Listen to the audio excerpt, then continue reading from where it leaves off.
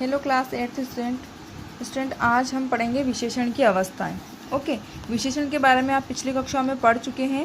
I hope आप सभी अच्छे से जानते हैं विशेषण किसे कहते हैं। ओके, एक बार हम विशेषण विशेष के बारे में वापस से रिवाइज कर लेते हैं। विशेषण की परिभाषा देखिए, संज्ञा अथवा सर्वनाम शब्दों की विशेषता प्रकट करने वाले शब्दों को हम क्या कहते हैं? विशेषण।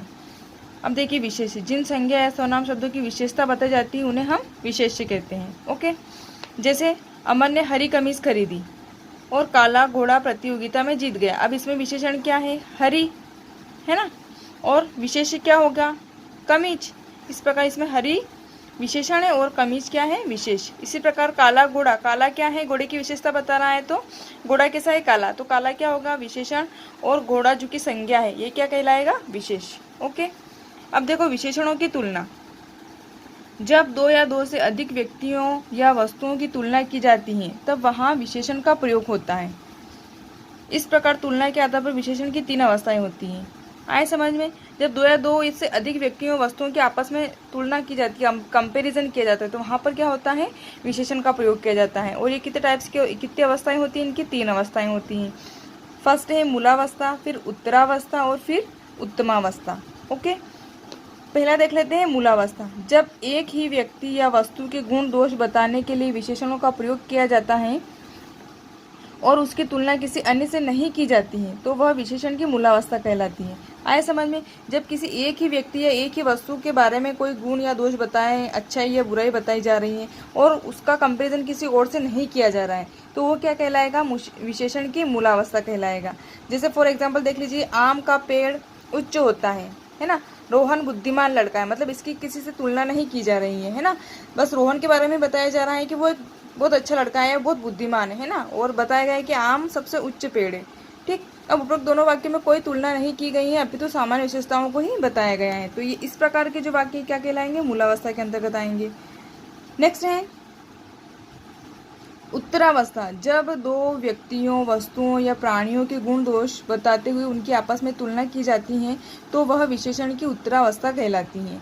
इसमें विशेषण शब्दों के अंत में या तो प्रत्यय तर जुड़ता है अथवा जिस विशेष से तुलना करते हैं उसके बाद की अपेक्षा, की तुलना, से अधिक, से कम आदि आता है। आया समझ में?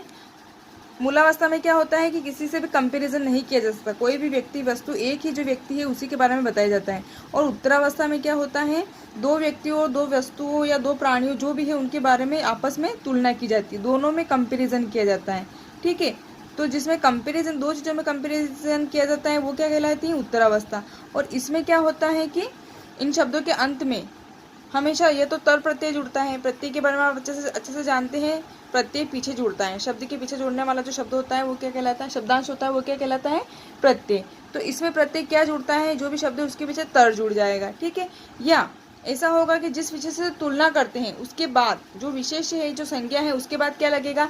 की अपेक्षा, की तुलना, या से अधिक, से कम। इस प्रकार से कंपेरिजन के जो शब्द हैं वो लिखे जाते हैं। जैसे यह नीम से उच्चतर पेड़ है, यह नीम से उच्चतर है ना, यह नीम से मतलब इसकी तुलना किसी और से की गई है ना, उच्चतर है मतलब उससे ज़्यादा अच्छा है। दिव्य सोहन से अधिक बुद्धिमान लड़का है, दिव्य सोहन से अधिक बुद्धिमान है ना, मतलब दोनों का कंपैरिजन किया जा रहा है। ठीक, इस प्रकार के वाक्य। जैसे से अधिक से बताया गया ना, संज्ञा के बाद क्या आ जाएगा? से अधिक, से कम। ये इस प्रकार के सेंटेंस किसके अंतर्गत आएंगे? उत्तरावस्था के अंतर्गत। ओके, उपरोक्त दोनों वाक्यों में तुलना करने के लिए पहले वाक्य के विशेषण प्रत्यय में तर जुड़ा है, ये देखिए उच्चतर मतलब तर जुड़ा है, तो दूसरे वाक्य में से अधिक आया है। अब देखो, आपको कंफ्यूज नहीं होना है, या तो यहाँ पर उच्चतर जुड़ जाएगा है ना, या फिर अगर तर जुड़ा हुआ नहीं होगा तो से अधिक, से कम, की अपेक्षा, से ज़्यादा, से अधिक। इस प्रकार से आपको वाक्य में देखने को मिल जाएंगे संज्ञा के बाद। ओके, आगे देखते हैं। उत्तमावस्था। जब दो या दो से अधिक व्यक्तियों, वस्तुओं या प्राणियों में तुलना करके एक को सबसे अधिक अथवा सबसे कम बताया जाता है तो विशेषण की उत्तमावस्था कहलाती है। इसमें विशेषण शब्दों के अंत में तम प्रत्यय जुड़ता है अथवा विशेषण से पहले सबसे शब्द का प्रयोग करके किसी को अच्छा या बुरा बताया जाता है। आए समझ में? इसमें क्या होता है कि दो या दो से व्यक्तियों के बीच में तुलना तो की जाती है, लेकिन किसी एक को ही सबसे अधिक श्रेष्ठ बताया जाता है, सबसे अच्छा बताया जाता है, या सबसे कम बताया जाता है। आए समझ में? जैसे या तो दो, और वो क्या कहलाती है? उत्तमावस्था। इसमें क्या होता है? विशेषण शब्दों के अंत में तम जुड़ता है। उसमें तर जुड़ रहा था, और उत्तरावस्था जो मैंने अभी आपको बताई उसमें क्या जुड़ रहा था? तर जुड़ रहा था। और इसमें क्या जुड़ता है? तम। तो आए समझ में स्टूडेंट आपको? इसमें तम प्रत्यय जुड़ता है। या फिर क्या होता है? सबसे पहले शब्द का प्रयोग करके किसी एक को अच्छा या बुरा बताया जाता है। जैसे देवदार उच्चतम वृक्ष है, राघव सबसे बुद्धिमान है। तो इसमें क्या हो रहा है? सबसे पहले देवदार में तम जुड़ा हुआ है, और इसमें तम जुड़ा हुआ नहीं, तो क्या आ रहा है? सबसे बुद्धिमान। मतलब इसमें सबसे अच्छा है, सबसे बुरा बताया जा रहा है। ठीक है। अब देखिए विशेषण के अन्य उदाहरण इस प्रकार हैं। ये विशेषण के जो एग्जाम्पल इस प्रकार हैं, आप इसको देख सकते हैं और समझ सकते हैं। जैसे ये मूलावस्था के वाक्य हैं, शब्द हैं, ये उत्तरावस्था और ये उत्तमावस्था। अब आपको ध्यान रखने वाली बात यह है इसमें कि जो उत्तरावस्था होती है उसमें तर जुड़ता है, और जो उत्तमावस्था होती है उसमें तम जुड़ता है। फर्स्ट है, देख लेते हैं उत्कृष्ट।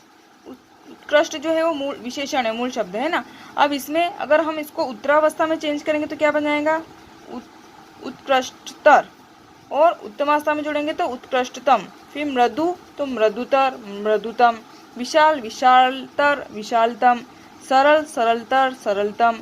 निम्न निम्नतर, निम्नतम। मधुर मधुरतर, मधुरतम। दीर्घ दीर्घतर, दीर्घतम। श्रेष्ठ श्रेष्ठतर, श्रेष्ठतम। विशाल विशालतर, विशालतम। तो स्टूडेंट आई होप आपको समझ में आ गया होगा।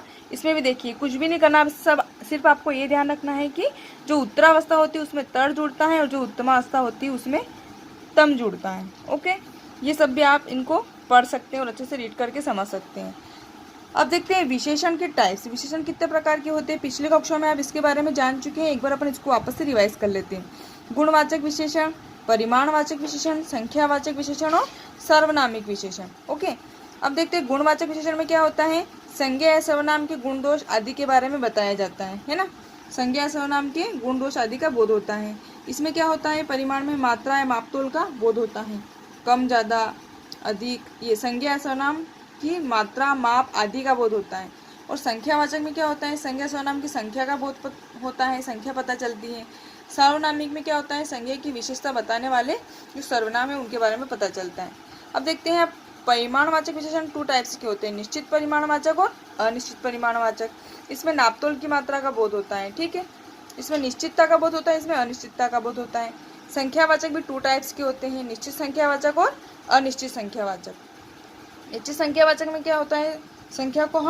निश्चित संख्या को हम पहचान काउंट कर सकते हैं, और अनिश्चित संख्या इसमें काउंट तो कर सकते हैं लेकिन संख्या कोई फिक्स नहीं होती। ठीक है, और परिमाणवाचक में हम चीज़ों को काउंट नहीं कर सकते हैं, ये काउंटेबल है, ये अनकाउंटेबल है। ओके, आई होप आपको अच्छे से समझ में आ गया होगा। अब मैं आपको वर्कशीट सेंड कर रही हूँ, तो आप वीडियो को अच्छे से देखकर समझकर अपना वर्कशीट कंप्लीट करिएगा। Okay, thank you.